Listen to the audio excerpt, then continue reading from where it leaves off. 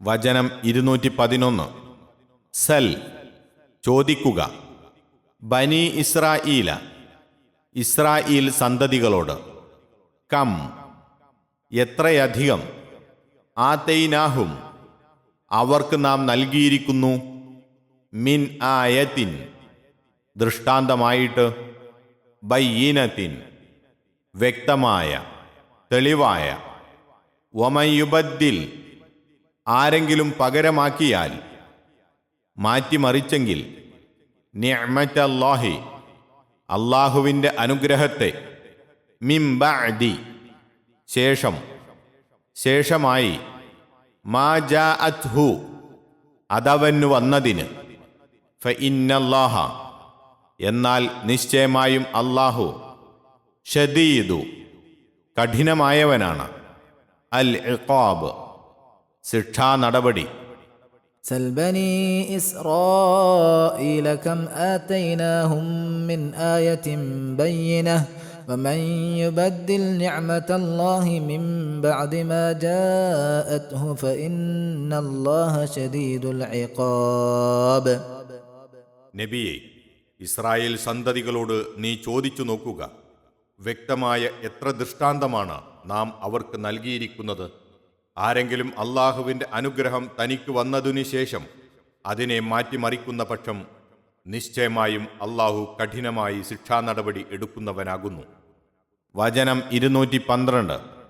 സുയ്യിന, ഭംഗിയാക്കപ്പെട്ടിരിക്കുന്നു, അലങ്കാരമാക്കപ്പെട്ടു, ലില്ലദീന, യാതൊരുവർക്ക്, കഫറു, അവർ അവിശ്വസിച്ചു, അൽ ഹയാത്തുദ്ദുന്യ, ഐഹിക ജീവിതം, വയസ്ഖറൂന, അവർ പരിഹസിക്കുകയും ചെയ്യും, മിനല്ലദീന ആമനു, വിശ്വസിച്ചവരെ, വല്ലദീനത്തഖൗ, സൂക്ഷ്മത പാലിച്ചവരാകട്ടെ, ഫൗഖഹും, അവരുടെ മീതെയായിരിക്കും, യൗമൽ ഖിയാമത്തി, ഖിയാമത്തു നാളിൽ, വല്ലാഹു യർസുഖു, അല്ലാഹു നൽകും, മൻ യശാഉ, അവൻ ഉദ്ദേശിക്കുന്നവർക്ക്, ബിഗൈരി ഹിസാബ്, കണക്കില്ലാതെ.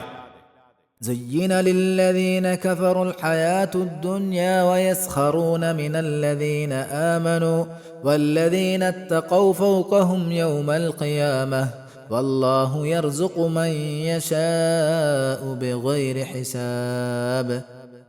അവിശ്വസിച്ചിട്ടുള്ളവർക്ക് ഐഹിക ജീവിതം ഭംഗിയാക്കപ്പെട്ടിരിക്കുന്നു. വിശ്വസിച്ചവരെപ്പറ്റി അവർ പരിഹസിക്കുകയും ചെയ്യുന്നതാണ്. സൂക്ഷ്മത പാലിച്ചവരാകട്ടെ ഖിയാമത്തു നാളിൽ അവരുടെ മീതെയുമായിരിക്കും. അല്ലാഹു അവൻ ഉദ്ദേശിക്കുന്നവർക്ക് കണക്കില്ലാതെ നൽകുകയും ചെയ്യും. 211, 212 എന്നീ വചനങ്ങളുടെ വിശദീകരണം. ഇസ്രായേലർക്ക് സുവ്യക്തങ്ങളായ എത്രയോ ദൃഷ്ടാന്തങ്ങൾ കാണിച്ചു കൊടുത്തുകൊണ്ട് അല്ലാഹു അവരെ അനുഗ്രഹിച്ചിട്ടുണ്ട്. അവയ്ക്ക് നന്ദി കാണിക്കുന്നതിന് പകരം അവർ നന്ദികേട് കാണിക്കുകയാണ് ചെയ്തത്. അതിന് തക്കതായ കഠിന ശിക്ഷ അല്ലാഹു നൽകാതിരിക്കുകയില്ല.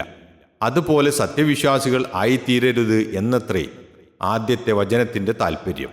സത്യനിഷേധികൾ സത്യവിശ്വാസം സ്വീകരിക്കാതിരിക്കുവാൻ കാരണം അവർ ഐഹിക ജീവിതത്തിൻ്റെ മോടിയിൽ വഞ്ചിതരായതാണ്. അവരുടെ ഏകലക്ഷ്യം ഐഹിക സുഖസൗകര്യങ്ങളായിരിക്കും. അതുകൊണ്ട് സത്യവിശ്വാസികൾ സ്വാഭാവികമായും സുഖസൗകര്യങ്ങളിൽ അവരുടെ താഴേക്കിടയിലായി കാണുന്നതിനെയും സത്യത്തിൻ്റെ മാർഗത്തിൽ അവർ പരമാവധി പരിശ്രമിക്കുകയും ചെലവഴിക്കുകയും ചെയ്യുന്നതിനെയും സംബന്ധിച്ച് അവർ പരിഹസിച്ചുകൊണ്ടിരിക്കും. അത് വിലവെക്കരുത്. ഇഹത്തിലെ സ്ഥിതി എന്തായിരുന്നാലും ശരി, സത്യവിശ്വാസം സ്വീകരിക്കുകയും അള്ളാഹുവിൻ്റെ വിധിവിലക്കുകൾ സൂക്ഷിച്ച് ജീവിക്കുകയും ചെയ്തവരായിരിക്കും ഖിയാമത്ത് നാളിൽ അവരെക്കാൾ മീതേക്കിടയിലുള്ളവർ.